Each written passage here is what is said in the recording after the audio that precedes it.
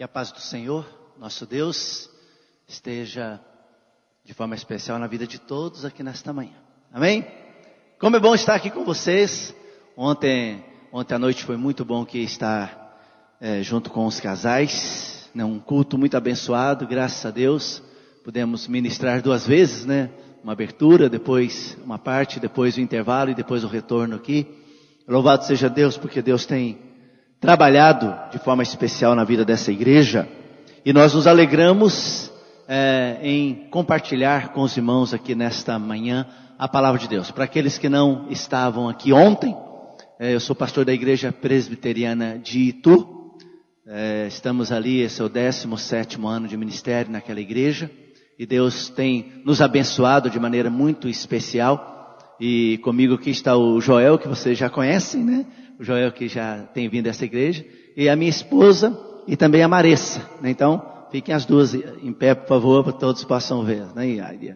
Isso, Maressa e a Cássia. Nós vamos completar 23 anos de casados. Deus, de maneira muito especial, tem nos dado a bênção do ministério. Deus tem nos sustentado também no ministério de casais.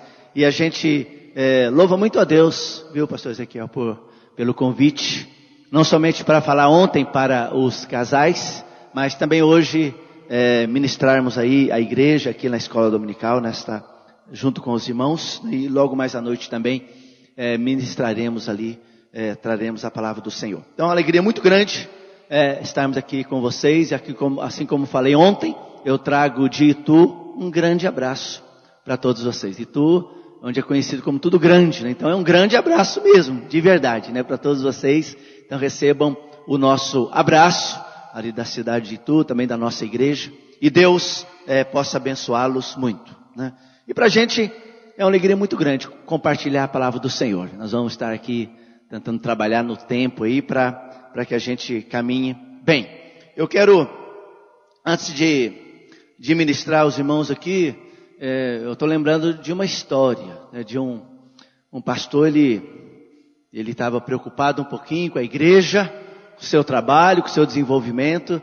E o pastor falou assim: irmãos, e o pastor estava muito cansado, sabe, aquele esgotamento, muitas vezes assim, aquela resiliência, passando muitas dificuldades e Deus sustentando ele. Ele estava querendo pescar, aquele pastor. Ele falou: irmãos, eu sou pastor aqui na igreja há 10 anos. Vocês já sabem o que eu vou falar? Aí os irmãos falaram assim: nós já sabemos sim o que o senhor vai falar. Tá bom, então eu vou pescar, Então o pastor foi pescar naquele dia. E pescou, a pescaria foi uma bênção, E os irmãos ali, o pastor foi pescar, que negócio é esse, E aquele dia o pastor pescou. Chegou no outro domingo, a escola dominical. E os irmãos já ficaram meio, como diz aí em Minas, cabreiro com o pastor, Puxa vida, o pastor pescar no domingo, está cansado, Aí então, quando o pastor for perguntar se ele poderia pescar naquele dia, eu estou aqui nessa igreja, 10 anos que eu prego, vocês já sabem o que eu vou falar. Então, quando ele falou assim, aí um grupo do lado de cá falou: pastor, nós sabemos. E outro grupo falou: nós não sabemos. E como que o pastor vai sair dessa agora? Aí o pastor falou: então, vocês contam para eles e eu vou pescar. Tá bom? Ele queria pescar de qualquer jeito, Queria pescar. Então, gente, se tudo aquilo que nós compartilhamos vocês souberem, vocês podem falar que pastor Ezequiel nós vamos pescar, Mas a gente sabe que a palavra de Deus, ela é viva e eficaz. E ela de maneira muito especial fala ao nosso coração. Ontem nós pudemos elucidar um pouquinho aqui sobre a importância de nós termos a Deus como prioridade na nossa vida e na nossa família. E uma das formas é quando, de fato e de verdade, nós pegamos a palavra de Deus e nós procuramos ouvir e praticar a palavra de Deus. Por quê? Porque todos nós queremos ter uma igreja sadia. E uma igreja sadia, a gente sabe que a igreja não é esse templo. Vocês sabem muito bem, a igreja não são as salas da escola dominical. A gente sabe que a igreja são os crentes. E o nosso Deus é um Deus todo-poderoso que veio buscar uma igreja. Ele não veio buscar um berçário. Por que eu digo isso? Porque nós temos visto muitas pessoas dentro da igreja que não crescem espiritualmente. Não buscam uma vida mais comprometida com Deus, com a sua palavra, com o reino dele. E a gente sabe que Deus não veio buscar um berçário, uma criançada espiritualmente falando, raquítica espiritualmente. Mas Deus veio buscar uma igreja. E uma igreja sadia. Então igrejas são os crentes. E se nós queremos ter uma igreja sadia, nós precisamos ter crentes sadios. Então aqui, nesta manhã, nesse tempo de compartilhar a palavra de Deus, nós vamos dar um passeio rápido aí pelo Novo Testamento. E nós vamos ver aqui alguns crentes da igreja primitiva que servem. Não são modelos perfeitos, não são paradigmas perfeitos, mas são padrões que nós podemos espelhar. Para quê? Para que nós possamos ter uma igreja, continuar tendo uma igreja sadia. Uma igreja que reflete a graça, a misericórdia, o poder, o amor de Deus aí para as pessoas, né? Então eu gostaria que, neste momento, procure estar você e Deus. Eu não sei como é que foi a sua noite, né? E eu dormi muito bem, né? Não sei se ronquei porque eu não vi, mas eu dormi bastante, né? Descansei bastante. Não sei como é que foi a sua noite. Eu não sei qual apreensão, qual expectativa que pare no seu coração diante de alguma situação dessa semana que você pode ou não enfrentar. Mas eu sei que é um momento especial de a gente aproveitar esse tempo aqui agora. Então, concentre no Senhor, entre você e Deus, olhe a palavra do Senhor, peça para que o Espírito Santo fale profundamente na sua alma, no seu coração, para que você saia daqui abastecido, equipado para enfrentar os desafios da vida e crer que realmente Deus tem chamado você para ter uma vida de vitórias e uma vida constante na dependência do Senhor. Tá bom? Então nós vamos compartilhar isso. Vamos abrir a palavra do Senhor. João capítulo 12. Evangelho de João, capítulo 12.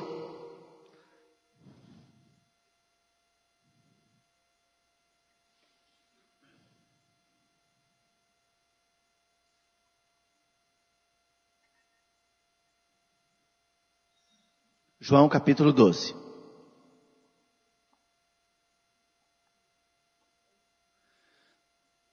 Diz assim: 6 dias antes da Páscoa, foi Jesus para Betânia, onde estava Lázaro, a quem ele ressuscitara dentre os mortos. Deram-lhe, pois, ali uma ceia. Marta servia, sendo Lázaro um dos que estavam com ele à mesa. Então Maria, tomando uma libra de bálsamo de nardo puro, muito precioso, ungiu os pés de Jesus e os enxugou com seus cabelos, e encheu-se toda a casa com o perfume do bálsamo. Mas Judas Iscariotes, um dos seus discípulos, o que estava para traí-lo, disse: por que não se vendeu esse perfume por 300 denários e não se deu aos pobres? Isso disse ele, não porque tivesse cuidado dos pobres, mas porque era ladrão e, tendo a bolsa, tirava o que nela se lançava. Jesus, entretanto, disse: deixa que ela guarde isto para o dia que me embalsamarem, porque os pobres sempre os tendes convosco, mas a mim nem sempre me tendes. Soube numerosa multidão dos judeus que Jesus estava ali, e lá foram, não só por causa dele, mas também para verem Lázaro, a quem ele ressuscitara dentre os mortos. Mas os principais sacerdotes resolveram matar também Lázaro, porque muitos dos judeus, por causa dele, voltavam crendo em Jesus. Até o versículo 11. Baixe sua cabeça, vamos orar. Pai, diante da tua palavra, Deus, nos encontramos nesta manhã. Sabemos, ó Deus, que já é um grande privilégio, uma grande bênção, quando nós abrimos a tua palavra. Mas bênção e privilégio muito maior é quando nós também abrimos a tua palavra, mas também abrimos o nosso coração e colocamos em prática os teus ensinos na nossa vida. E por isso, Pai amado, em nome de Jesus, que ao meditarmos e refletirmos na palavra de Deus nessa manhã, o teu Santo Espírito, ó Deus, nos incomode, nos desafie a uma vida mais próxima, mais íntima do Senhor, e que de fato e de verdade, ó Deus, o Teu Santo Espírito seja aquele que vai trabalhar na nossa vida, para que cada vez mais nós sejamos parecidos com o Senhor. Fale conosco, nós clamamos a Tua misericórdia, em nome de Jesus. Amém. Betânia, nós sabemos que era um lugar que Jesus sempre estava envolvido com essa aldeia.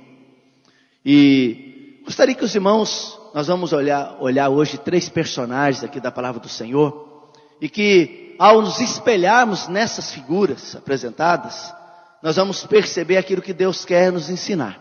Jesus, ele estava envolvido com essa aldeia, porque essa aldeia de Betânia era um local, a gente vê lá em Lucas 10:38, vocês não precisam abrir, de que Marta hospedou Jesus na sua casa. E essa aldeia ficava a cerca de 3 quilômetros de Jerusalém, e ela vai servir para nós aqui, essas 3 pessoas, que nós vamos compartilhar com vocês, como um modelo de uma igreja sadia. Mas, o que será que me autoriza? O que me dá esse entendimento de chamar esse núcleo familiar de igreja? Uma das coisas que chama muito a minha atenção, quando a gente lê esse texto da palavra do Senhor, e vê sobre essas 3 personagens que eu vou compartilhar com vocês, é que Jesus, ele gostava de parar e descansar onde? Nessa aldeia, aí em Betânia.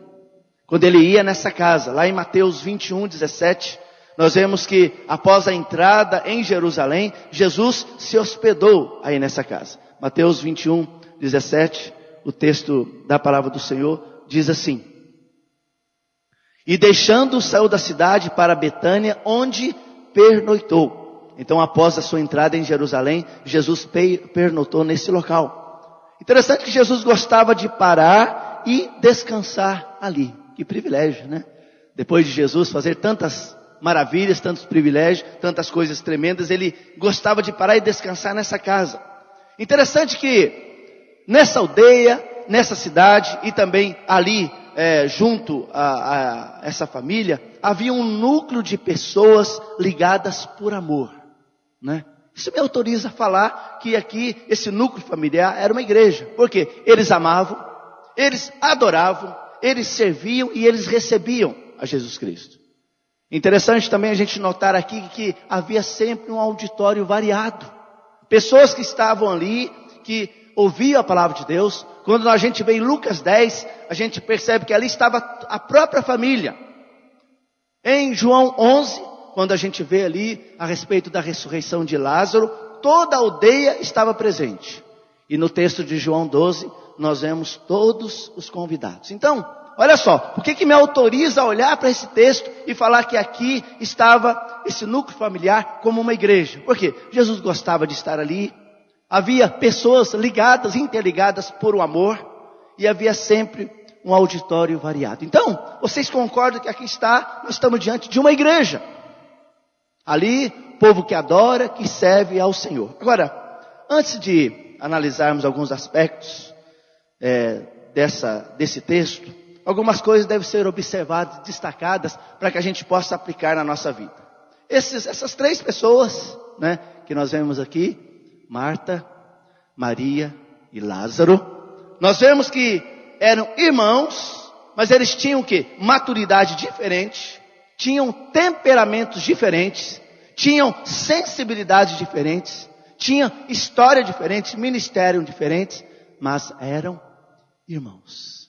Interessante a gente notar nisso. Por quê? Vamos pensar um pouquinho sobre Lázaro. Eu creio que muitos de vocês já estudaram um pouquinho sobre a vida de Lázaro, sabem um pouquinho sobre a história dele. Lázaro nunca é apresentado como um personagem principal ativo. Nunca. Nunca é citado fazendo alguma coisa. Se você for olhar na vida de Lázaro, você percebe que sempre ali, alguém que era enfermo, alguém que ficou doente, alguém que era enfermo, alguém que morreu e que ressuscitou. Então, nunca um personagem ativo, mas pertencia ali àquela família. Nós vamos olhar um pouquinho para Marta. Marta era aquela líder do lar, explosiva, trabalhadora, um temperamento misto de colérico e sanguíneo, uma pessoa ativa, serviçal. Olha um pouquinho, nós vemos a diferença que havia entre Marta e Lázaro. Lázaro sempre não ativo, sempre passivo. Mas Marta não, fazendo, resolvendo. Eu sempre brinco, né? Ia ali, batia o corno e fazia o gol de cabeça. Essa mulher era desse jeito, né? Alguém que fazia as coisas com muita alegria e dinamismo. Mas nós vemos também nessa família que nós estamos aqui considerando, analisando como sendo uma igreja, nós vemos Maria, né? Maria é aquela calma, aquela candura, aquela meiguice, podemos falar uma pessoa acomodada, sensível, espiritual, adoradora, contemplativa. O autor do Evangelho, a gente vê como que vai mostrando isso, ele contrasta Marta e Maria ante a chegada de Jesus por causa da morte de Lázaro. Querem ver? Vamos abrir lá em João 11, verso 21. Olha o que ele diz. Quando Jesus chegou, Lázaro estava morto, né? No versículo 21, olha como que Marta, ela chegou a Jesus, né? Olha o versículo 11, 21. Disse, pois, Marta a Jesus, Senhor, se o Senhor estivesse aqui, não teria morrido o meu irmão. Ela pode ter chegado diante de Jesus, toda estabanada, falando, Jesus, se o Senhor estivesse aqui, meu irmão não teria morrido. Foi a atitude dela. Aí nós vamos pensar um pouquinho. Se você olhar no versículo 32, depois quando Maria chegou ao lugar onde estava Jesus, ao vê-lo, olha a atitude dela. Ela lançou-se aos seus pés dizendo, Senhor, se estiveras aqui, Senhor, o meu irmão não teria morrido. Então, vocês percebem a diferença, ao contraste entre as atitudes, tanto de Marta como Maria. Então nós percebemos aqui que eram pessoas diferentes, mas eram irmãos. Eram diferentes. Lázaro de um jeito, Marta de outro, Maria de outro, mas nós sabemos que eles eram irmãos, né? E na igreja assim também. Nós vemos pessoas assim diferentes, com temperamentos diferentes, com atitudes diferentes, uma mais adoradora, outra pessoa mais contemplativa, outra pessoa serviçal, outra pessoa que está aí fazendo, outra pessoa que muitas vezes fica no seu canto, mas são irmãos. Então, primeira coisa, aspecto eu quero destacar. Outra coisa interessante nós vemos aqui também. Sendo irmãos, eles tinham maturidade diferente, mas algo que chama a atenção é que eles amavam a Jesus na mesma intensidade. Eles temiam a Jesus, eles eram alvos do amor de Jesus. Quando você vê em João 11, versículo 5, o texto que nós acabamos de ver, olha o versículo diz, amava Jesus a Marta e a sua irmã e a Lázaro. Então nós vemos que o texto mostra para nós que eles amavam a Jesus na mesma intensidade. Eles temiam, os três, e eram alvos do amor de Jesus. Jesus os amava da mesma forma, mesmo vendo a diferença. Aqui é uma coisa que nós já precisamos pensar e refletir. Jesus nos ama independente do jeito que somos. Eu gosto muito de refletir um pouquinho sobre isso, porque eu fico imaginando Jesus com os 12 discípulos, né? Olha só, Jesus ali, sendo Deus, conhecedor do coração dos discípulos, ele estava ali convivendo com os 12. Ele sabia que um ia negar, outro ia trair, e os outros iam fugir. Ele estava amando da mesma forma. Amava, estava amando, né? Olha só, Jesus assim, amando, mesmo sabendo que um ia trair, outro ia negar, os outros iam fugir dele, e ele estava amando da mesma forma. Jesus nos ama, independente do jeito que nós somos. Então, eles eram irmãos, amavam Jesus da mesma intensidade. Outra coisa que eu quero destacar aqui, na maioria das vezes, nós temos usado mal esse texto para caracterizar tipos de crentes dentro da igreja. Muitas vezes nós usamos para caracterizar o crente assim, ali está o crente Lázaro, ali está o crente Marta, ali está o crente Maria. E muitas vezes nós estamos usando de forma errônea uma falácia ao estudarmos esse texto e usarmos o nome das pessoas para caracterizar crentes dentro da igreja, né? Querem ver? Olha só, vamos observar. O crente Lázaro. Muitas pessoas fazem assim, esse crente Lázaro é aquele crente novo. Nós não temos muita coisa para falar dele, não faz história. A não ser aquilo que ele era e o que aconteceu com ele. Sabe aquela irmã lá, aquela que o marido era bêbado. Ah, sabe aquela outra irmã lá, aquele outro irmão, sabe? Aquele que mancava e sofreu um acidente. Ah, aquele outro irmão que está ali, sempre precisando de algo. Então, sempre alvo da graça do Senhor. Muitas vezes a gente caracteriza o crente como sendo o crente Lázaro. Pessoa que muitas vezes não está na igreja ali, mas não faz história, sempre alguém passivo, alguém que o seu comportamento chega na igreja, senta no banco, vai embora. Muitas vezes nós estamos caracterizando alguns crentes na igreja como sendo o crente Lázaro. Mas muitas vezes também nós estamos caracterizando o crente Marta, aquele que está na liderança, que trabalha, que faz, que dirige, que toca, que canta, que prega e diz: que igreja é essa igreja minha? Se eu não faço, ninguém faz. Alguém, como eu falei já, alguém que bate o escanteio, vai lá, quer fazer o gol de cabeça. Se eu não faço, ninguém faz. Senhor, dá um jeito na minha igreja. Cheia de cargos, né? Ela é presidente da SAF, tesoureira, presidente não sei o que mais. Tu faz tudo ao mesmo tempo. E muitas vezes a gente caracteriza alguns crentes na igreja como sendo crente Marta, né? Como crente Marta. E nós vemos aqui também algumas pessoas na igreja que a gente caracteriza como sendo crente Maria. É aquela candura, aquela meiguice da igreja, né? Espiritual, presente em todas as reuniões, ora, intercede, visita, está ali. Mas muitas vezes a gente não vamos nós contar com ela ou com ele para o trabalho na igreja. Quando acontece alguma situação, alguns falam: eu sou de Paulo, eu sou de Apolo. Ela fala: eu sou de Cristo, né? É o jeito dela. Então, meus irmãos, muitas vezes nós temos usado esses textos para que a gente possa caracterizar, fazer um estereótipo de alguns crentes dentro da igreja. Ah, aquele ali é o crente Lázaro, aquele ali é o crente Marta, aquele ali é o crente Maria. Mas eu quero dizer para os irmãos que mesmo que existam esses três tipos de crentes dentro das nossas igrejas, eu estou convencido de que esse texto não deve ser usado assim. Não é para a gente classificar membros dentro da igreja, pessoas dentro da igreja. Nós precisamos, nas nossas igrejas, de crentes que tenham a qualidade de Lázaro, as qualidades de Marta e também as qualidades de Maria. Porque eles se completam mutuamente e formam uma igreja. E a gente precisa pensar nisso. Eu não sei, nós vamos pensar um pouquinho sobre as características de uma igreja sadia, olhando para esses personagens. Mas eu não sei qual tem sido o seu envolvimento na igreja. Ontem nós falamos sobre a importância de nós termos famílias fortes para que nós possamos ter uma igreja forte. E é indispensável que nós, como crentes, nós possamos nos envolver na obra do Senhor. Em todos os aspectos. Mesmo sendo Lázaro, mesmo sendo Marta, mesmo sendo Maria, há necessidade desse envolvimento. Porque quais são as características de uma igreja sadia, de uma igreja santa? Aquilo que Deus quer para mim e para você. Primeira coisa, é aquela igreja que está alicerçada no amor e dá espaço à manifestação da graça de Jesus. Vou repetir. Igreja sadia é aquela que está alicerçada no amor e dá espaço à manifestação da graça de Jesus. E nós vemos um exemplo disso onde? Na vida de Lázaro.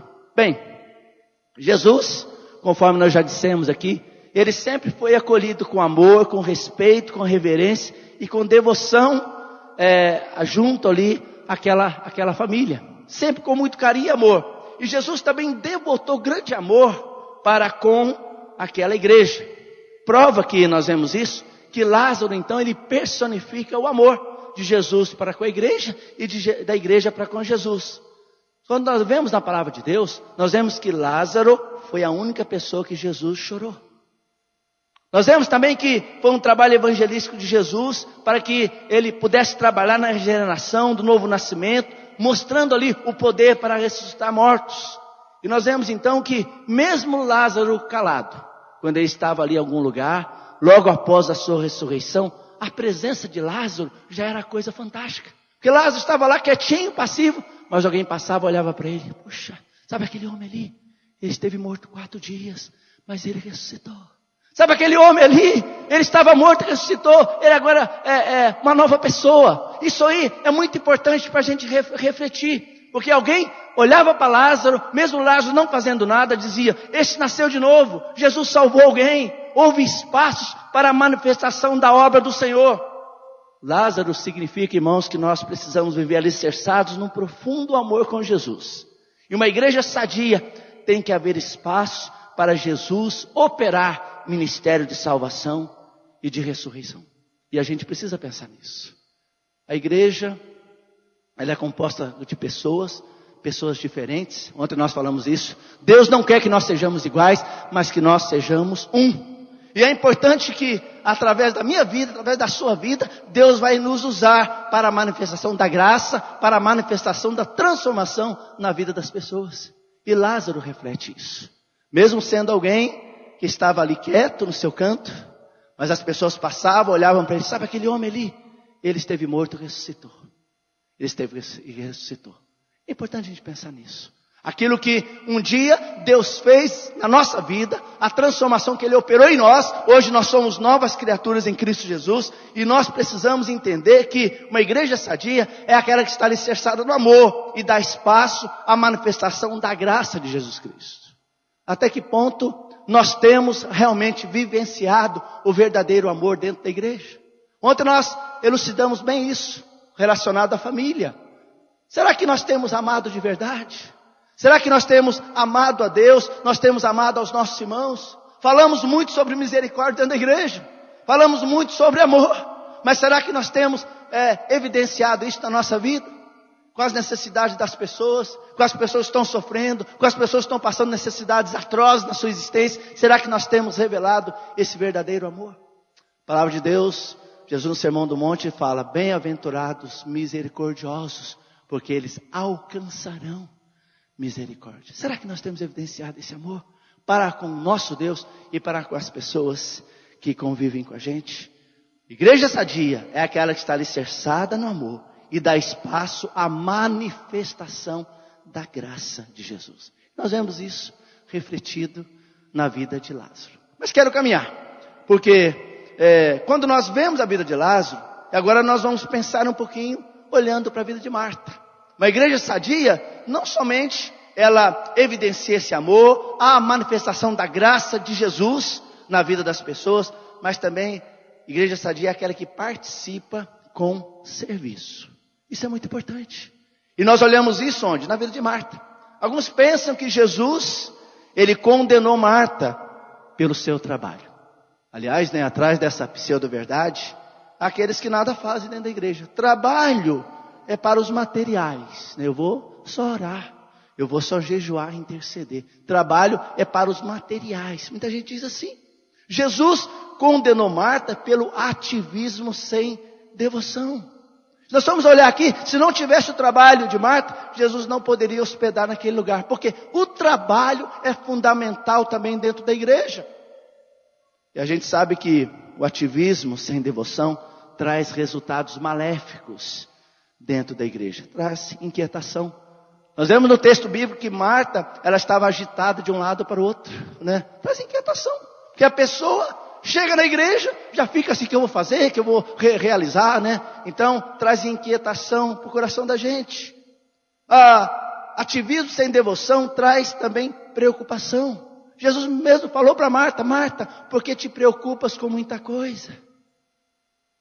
Muitas vezes também o trabalho, a pessoa está aí fazendo tanta coisa, ativismo sem devoção, traz uma insensibilidade espiritual. Quando nós vemos num versículo bíblico falando sobre isso, nós vemos que a frieza espiritual, porque muita gente vai pensando, eu vou trabalhar para o Senhor, e entendendo Jesus como um fiscal de obras. Será que Jesus vai gostar?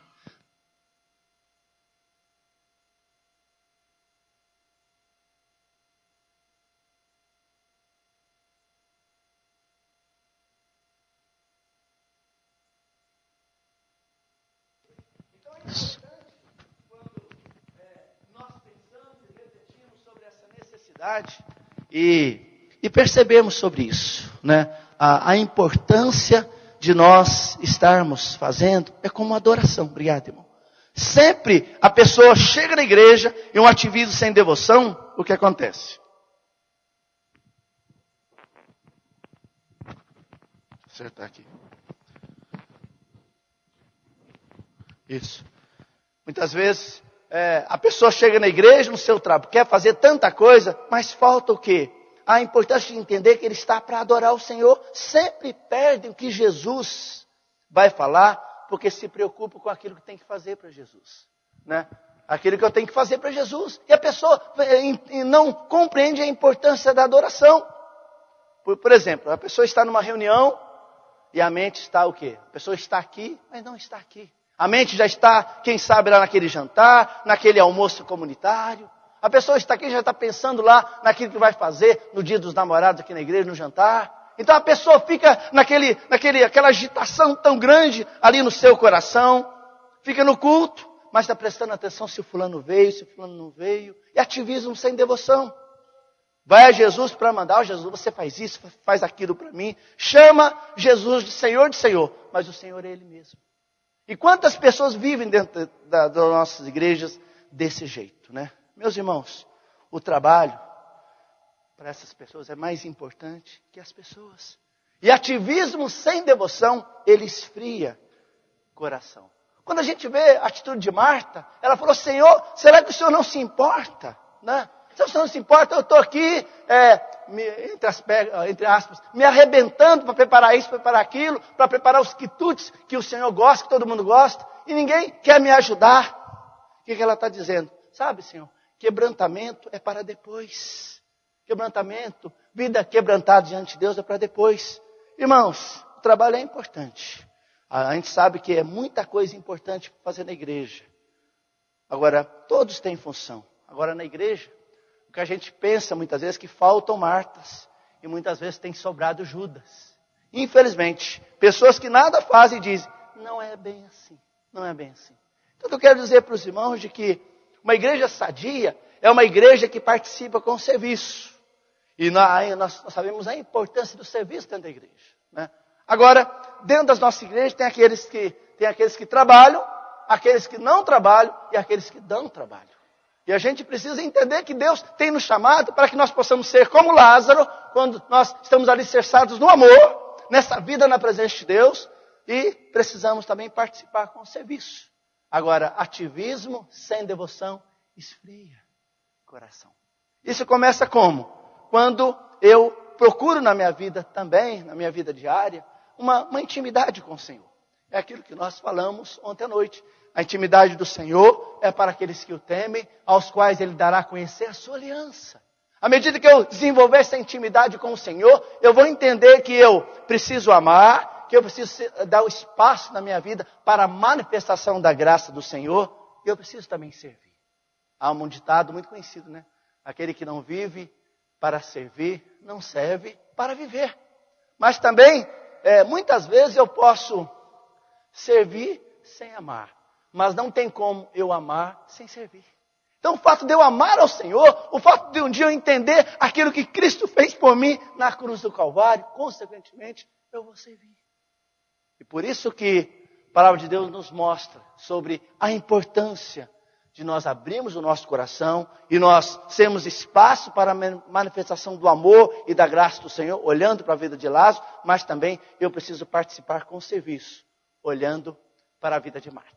Mas eu quero dizer para os irmãos de que uma igreja sadia é aquela também que tem como prioridade a adoração.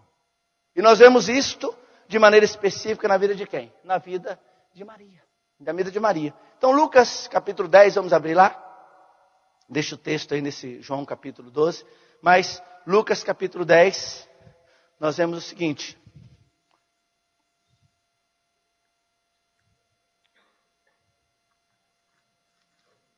Lucas 10, verso 39.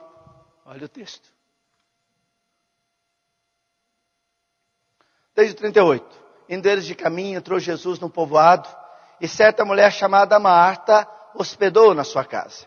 Verso 39. Tinha ela uma irmã chamada Maria, e esta quedava-se assentada aos pés do Senhor, a ouvir-lhe os ensinamentos. Olha o versículo 41. Respondeu-lhe o Senhor, Marta, Marta, andas inquietas e te preocupas com tanta coisa. Verso 42. Entretanto, pouco é necessário, ou mesmo uma só coisa. Maria, pois, escolheu a boa parte, e esta não lhe será tirada. Meus irmãos, a igreja sadia é aquela que tem como prioridade a adoração. E a adoração não se mede de forma nenhuma pelo o volume de hinos, de oração, de braços erguidos, de palmas, de glórias a Deus que nós fazemos, né? O que é a verdadeira adoração? Então eu quero aqui destacar 3 itens que são imprescindíveis quando o nosso coração, a gente está pronto para adorar o Senhor. E Deus nos chama para que eu e você, nós sejamos verdadeiros adoradores. Aqueles que adorem ao Senhor em espírito e em verdade. E nós sabemos que essa adoração implica algumas coisas. Primeiro, investir tempo nos ensinos de Jesus. Isso é imprescindível. O texto diz que Maria, ela quedava-se aos pés de Jesus. Ela quedava-se aos pés do Senhor. Vamos abrir lá em João 4, verso 19, por favor. João 4, 19.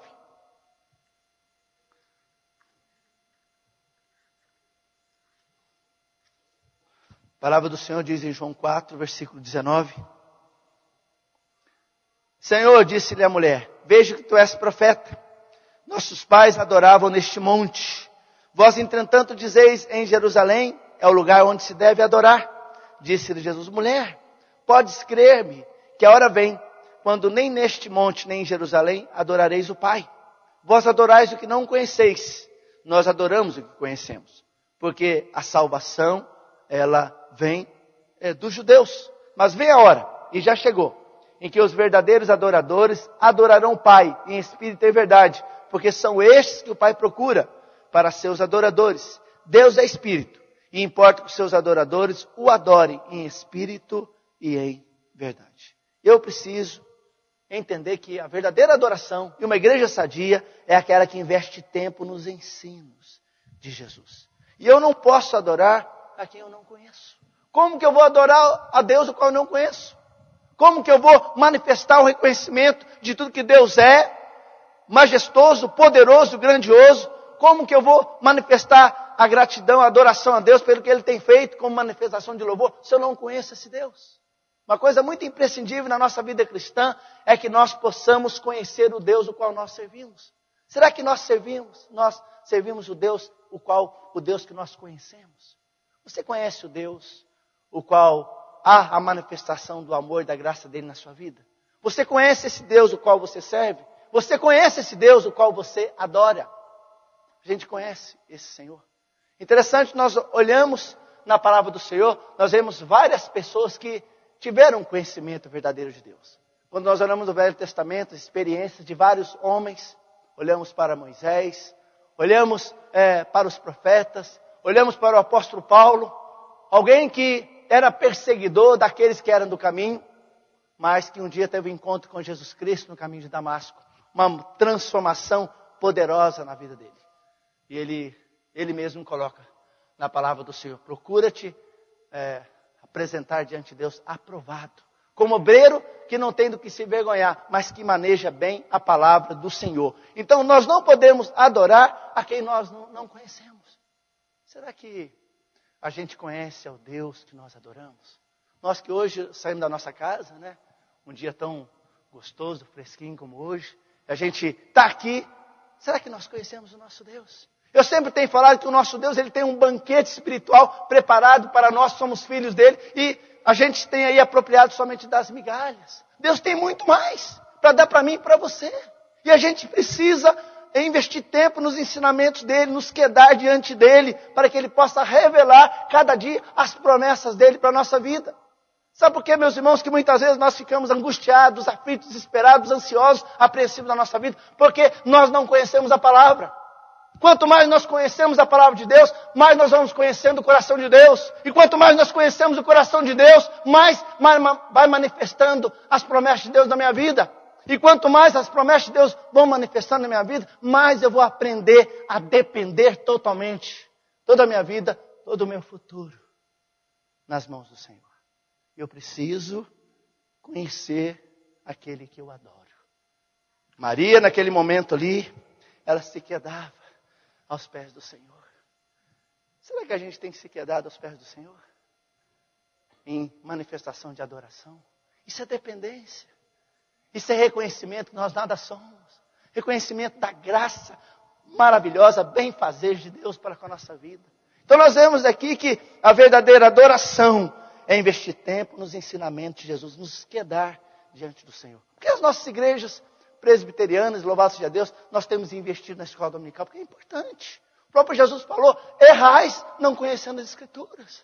Por que a gente investe tempo? As classes são divididas. Por que a gente investe tempo desde cedo nas crianças para aprender a palavra de Deus? Isso é imprescindível na nossa vida.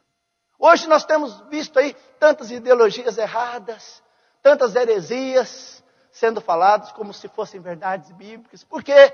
Porque infelizmente muitos dos nossos crentes não têm investido tempo nos ensinos de Jesus. A gente tem tempo para tudo, né?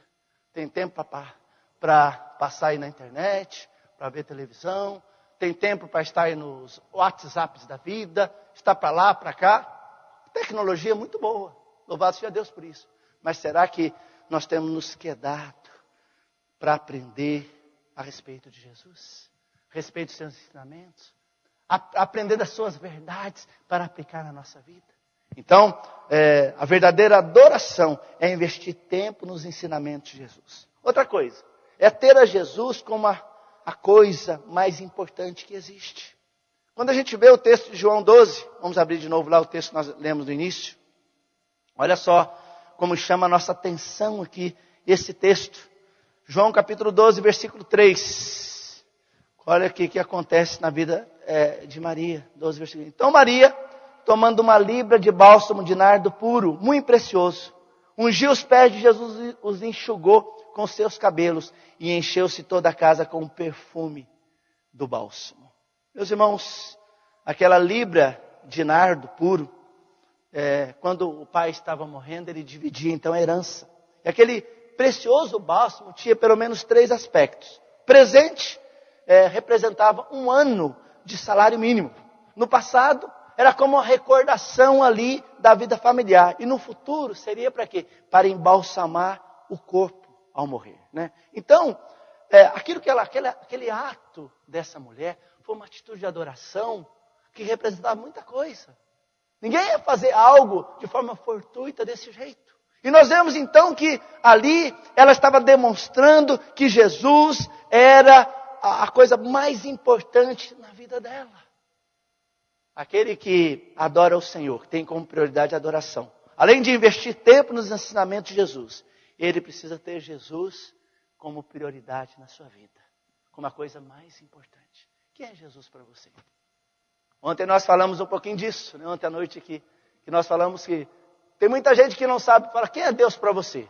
Ah, Deus é tudo. É porque não sabe falar quem é Deus. É tudo. Quem que é Deus para você? Deus é meu rei, Deus é meu Senhor, aquele que demonstrou amor por mim, Deus majestoso, grandioso, o Deus da minha vida. Eu não vivo sem Ele. Eu não vivo sem a presença dEle, sem o cuidado, sem a graça dEle na minha vida. Quem é Deus para nós? Quem é Jesus para nós? O que representa Jesus para você? O verdadeiro adorador é aquele que tudo que vai fazer, ele entende que, será que Jesus está satisfeito comigo? Será que Jesus está realmente sendo adorado através da minha atitude, através do tempo que eu sirvo, o tempo que o amor dele é revelado na minha vida? Será que Jesus está sendo adorado através da minha vida? Então eu preciso ter a Jesus uma coisa mais importante que existe. Jesus tem sido isso na sua vida? Será que toda e qualquer decisão que nós vamos tomar, a gente tem, Jesus, é da sua vontade? É do teu querer? Será que a gente tem escancarado a nossa vida diante dele e falar, Jesus, como eu preciso do Senhor, como eu dependo do Senhor, como que a graça do Senhor é tão pertinente na minha vida? Quem é Jesus para você? Muitas vezes nós falamos muito sobre Jesus, muitas vezes nós falamos muito sobre Deus, mas as nossas atitudes revelam que nós estamos tão distantes dele. Porque não gastamos tempo para falar com Deus, não gastamos tempo para escancarar o nosso coração diante dele, para revelar nossa dependência dele. Quem é Jesus para você? E nós vemos então que aqui nesse texto, nós vemos que através da atitude de Maria, ela revelou o que Jesus era para ela. Aquilo que nós temos feito como manifestação de adoração, tem revelado o que Jesus representa para nós? Ou será que Jesus tem sido para nós aquele momento de SOS? Quando eu preciso de alguma coisa, eu vou até Jesus. Né? Quando eu estou passando uma situação difícil, eu vou até Jesus. Jesus em cada situação, ele precisa ser a pessoa mais importante que existe. A pessoa mais importante da nossa vida. E nós precisamos revelar isso na nossa existência. Interessante que a verdadeira adoração também, além de investir tempo nos ensinamentos de Jesus, além de ter a Jesus como a coisa mais importante, a pessoa mais importante, é necessário fazer de Jesus o Senhor da nossa vida. O texto diz, nós acabamos de ler, que ela enxugou ali os pés de Jesus com os seus cabelos. Ela estava dizendo que ela estava sob o senhorio de Cristo na sua vida. E é uma coisa pertinente quando alguém adora o Senhor. É entender que Ele é o Senhor da nossa vida, é o Senhor da nossa história, é o Senhor da nossa existência. Né? O senhorio de Cristo. Será que Jesus tem sido o Senhor da nossa vida? Sabe, meus irmãos, uma coisa que eu tenho percebido, que um dos momentos que a gente mais, entre aspas, mente, é quando a gente canta. A gente fala assim, consagramos todo o nosso ser. Te consagra nada. A gente não consagra nada, a gente não gasta tempo para orar, a gente não gasta tempo para ler a Bíblia, a gente não escancara o coração diante do Senhor, a gente mente. E nós precisamos realmente fazer de Jesus o Senhor da nossa vida, o Senhor da nossa casa, o Senhor da nossa existência. Crer que Ele está no controle de tudo. Nós precisamos fazer isso. E é interessante que o crente, ele precisa entender que Jesus é o Senhor mesmo, da nossa vida, da nossa família, do nosso lar. E nós precisamos aprender a demonstrar isso em todas as atitudes da nossa existência. Jesus tem sido o Senhor da sua vida. Então, meus irmãos, quando nós vemos esse texto, a gente pode perceber que uma igreja sadia é aquela que caminha no testemunho, no serviço e na adoração. Eu quero dizer uma coisa, que oração sem ação é mera omissão. Ação sem oração é uma besta presunção. Tem que caminhar junto, oração e ação. E quando nós vemos aqui a vida desses três personagens, nos leva a refletir sobre nós. Né? Quando olhamos para Lázaro, quando olhamos para Marta, quando olhamos para Maria, nós vemos que a igreja ela é composta de personagens assim. E louvado seja Deus, porque Deus, Ele não quer que nós sejamos iguais, mas que nós sejamos um. Porque nós temos um propósito. Se Deus colocou você aqui nessa igreja, e há um livro que diz assim, floresça onde você está plantado, fala que onde Deus colocou você, você precisa florescer. Está na sua casa. É você florescer para que através do seu testemunho, mesmo você não fazendo nada, como Lázaro, quietinho lá, através do seu testemunho, puxa vida, o meu filho mudou, seu comportamento mudou, ele nasceu de novo, está andando em novidade de vida. E a sua família vai ser ganha através do seu testemunho calado, mas um testemunho verdadeiro. Através da sua vida ali, na presença de Deus. Aquele rapaz era assim, o meu marido era desse jeito, a minha esposa era desse jeito, o meu irmão era desse jeito, mas agora é diferente. Alguma coisa me chamou a atenção. E através da sua vida, do seu testemunho, assim como Lázaro, mesmo sem fazer nada, as pessoas vão, puxa vida, assim como houve a transformação na vida dele, eu também quero essa transformação na minha vida. Igreja sadia assim, através do seu testemunho, mesmo sendo testemunho passivo. A igreja sadia é aquela que participa com o serviço. Então, quando no seu coração aquela disposição de vir à casa do Senhor, é uma forma de você ajudar na saúde da igreja. Que você está presente, a sua presença é importante, junto com os irmãos ali, dando um sorriso, ali, dando um abraço, cumprimentando. Meus irmãos, quantas vezes nós vemos tantas pessoas dentro da igreja que têm dificuldade para cumprimentar, para dar um abraço, para sorrir. Que a palavra de Deus diz, o coração alegre, aformoseia o rosto. Nós temos a Jesus. Nós temos o príncipe da paz que está presente no nosso coração, nosso Senhor, e nós podemos externar esse amor, essa alegria para as pessoas. É claro que alguém morreu, eu não vou soltar foguete, não é isso. Mas a gente precisa viver essa alegria. O apóstolo Paulo fala, eu estou alegre e contente em toda e qualquer situação. E a gente precisa entender de que o crente verdadeiro é aquele que, apesar das circunstâncias, ele está alegre. Porque a alegria dele emana do céu, de onde vem toda a alegria, toda a paz que o crente precisa. Então, nós precisamos entender que Deus tem nos chamado para que nós possamos nos envolver na obra do Senhor. E dessa forma, nós vemos aqui na vida de Marta. E o mais interessante também, a igreja sadia, a igreja santa, é aquela que tem como prioridade a adoração. Venha para adorar. Quando a gente está aqui junto com o povo de Deus, vamos adorar. Quando nós estamos lá no nosso trabalho, adore o Senhor no seu trabalho. Quando você está na sua família, adore o Senhor ali na sua família. E para que isso aconteça, nós precisamos investir tempo nos ensinamentos de Jesus. Jesus precisa ser prioridade na minha vida. E eu preciso fazer dele o Senhor da minha existência. Deus tem sido o Senhor da sua vida? Deus tem sido o Senhor da sua existência? Eu sempre, quando eu termino essa palavra, eu gosto de lembrar quando eu era seminarista em Campinas. Naquela época eu trabalhava numa congregação do Jardim São Marcos, e numa igreja de Santa Mônica, e lá na congregação do Jardim São Marcos, lá tinha um casal, que o seu Hermógenes e a dona Marcelina, e eles, um dia eu fui fazer umas bodas dele, não sei como chama essas bodas, de 70 anos de casamento. Alguém tem 70 anos de casamento aqui? Acho que não, né? 70 anos de casamento, eu nunca mais fiz, viu? Mas 70 anos de casamento. Então, foi um culto muito abençoado, tinha bisneto, sei que lá, tataraneto, quintaneto, sei como é que chama lá, tinha tudo que é neto, né? Mas tinha aquela multidão lá, né? É aquele culto abençoado. Seu Hermógenes com 96 anos, a dona Marcelina com 93, né? Olha só, que beleza. Culto abençoado, né, pastor? Todo mundo ali alegre, contente. E foi muito alegre aquele culto de 70 anos de casamento. E depois passou a semana, e depois, alguns dias eu estava no seminário, quando eu recebi a notícia de que a dona Marcelina havia falecido.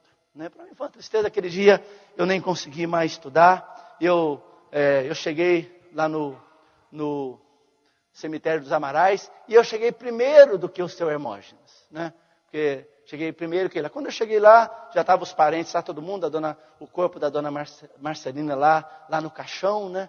Aí o seu Hermógenes chegou lá, quando ele chegou depois, com seus passos trôpicos, assim, devagarinho, olhou para ela, assim, não tinha visto ainda, olhou para ela, assim, balançou um pouquinho a cabeça, depois chegou perto da gente e falou assim: ô Jadiel, o Senhor Deus deu, o Senhor Deus tomou. Louvado seja o nome do Senhor. Isso é Senhor de Cristo na nossa vida. Quantas vezes a gente tem reclamado do Senhor, reclamado das coisas que temos ou que não temos, de alguma coisa? Ele é o Senhor da nossa vida. Ele é o Senhor da nossa existência. Ele é o Senhor de todo o nosso futuro. E a gente precisa entender que numa igreja, uma igreja para ser sadia, aquela igreja que tem prioridade de adoração. E Deus quer me usar você, para que cada vez mais nós sejamos portadores de uma palavra de vida, de salvação, uma palavra de transformação para as pessoas que estão aí tão necessitadas. E para que isso aconteça, as pessoas precisam ver em nós que nós temos algo diferente. Algo que nos transformou. Algo que realmente é a nossa alegria. Algo que pulsa no mais profundo do nosso coração. Eu não sei como que você tem entendido a sua vida aqui na igreja. Eu não sei. Eu só sei de uma coisa, que Deus quer fazer de você um verdadeiro adorador. Para que essa igreja continue sendo uma igreja sadia. Aquilo que eu falei no início. Deus não quer que ninguém continue sendo raquítico espiritualmente. Ninguém continue sendo criança espiritualmente. Por quê? Deus, Ele vem buscar uma igreja. Deus não vem buscar um berçário. Deus vem buscar uma igreja. Uma igreja, pessoas robustas, pessoas fortalecidas. E por isso que Ele quer fazer isso na sua vida, para que você realmente seja alguém que a sua vida está alicerçada no amor, alguém que participa aí com serviço e alguém que tem como prioridade a adoração. Baixa sua cabeça para nós orarmos. Pai, nós bendizemos o Teu nome, Senhor, pelo privilégio que o Senhor nos dá de passarmos esse tempo aprendendo mais do Senhor. Obrigado, Deus, porque o Senhor Jesus, Ele pôde conviver ali com Lázaro, com Marta, com Maria. E hoje, ó Deus, olhando esses personagens da Tua Palavra, quantas lições, quantas aplicações nós podemos, ó Deus, estar colocando na nossa vida atual. Eu te agradeço, Deus, pela vida dessa igreja. Sabemos aqui, ó Deus, o Senhor tem levantado pessoas que dão um testemunho verdadeiro. O Senhor tem erguido aqui pessoas que trabalham com alegria. E o Senhor tem tem colocado aqui pessoas, ó Deus, que te adoram, tendo uma vida quebrantada, uma vida que honra e glorifica o Teu santo nome. Mas quero clamar a tua misericórdia agora, Deus, em nome de Jesus. Que o Senhor continue revestindo essa igreja com a tua graça, com a tua misericórdia, que o Espírito Santo do Senhor continue manifestando o seu amor de maneira muito específica na vida de cada um dos irmãos. Todos, ó Deus, que estão aqui hoje, todos, ó Deus, que no seu coração dispuseram estar na tua casa, ó Deus, que possam ser fortalecidos no Senhor. Que o teu Santo Espírito, ó Deus, trabalhe de forma poderosa na vida deles, para que possam dar um testemunho eficaz dentro de casa, lá no seu trabalho, na sua vida diária, cotidiana. Ó Deus amado, que cada momento eles percebam que tem um Deus que é fiel, que é justo, um Deus que tem colocado cada um deles, ó Deus, no seu lar, no seu trabalho, na sua família. Para quê?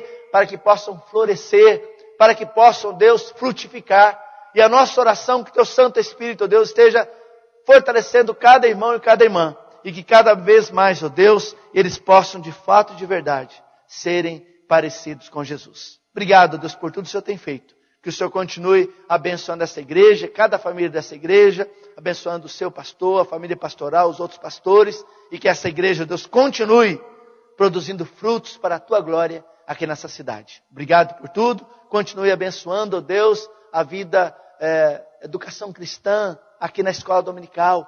Ó Deus, que cada professor realmente empenhe-se ao máximo para ensinar a tua palavra aos alunos. Cada aluno, ó Deus, entenda a importância, princípio, ó Deus, de aprender do Senhor, de crescer na sua vida espiritual, para que nós possamos estar alicerçados diante das tempestades, diante das investidas do inimigo, diante das heresias, Deus, que solapam-nos dia a dia, que nós estejamos, ó Deus, prontos, revestidos com a armadura do Senhor, para que em todas as coisas nós sejamos muito mais do que vencedores. Obrigado pela vida dessa igreja e continue sustentando o teu povo, para que continue sendo uma igreja sadia, uma igreja que honra e glorifica o teu nome.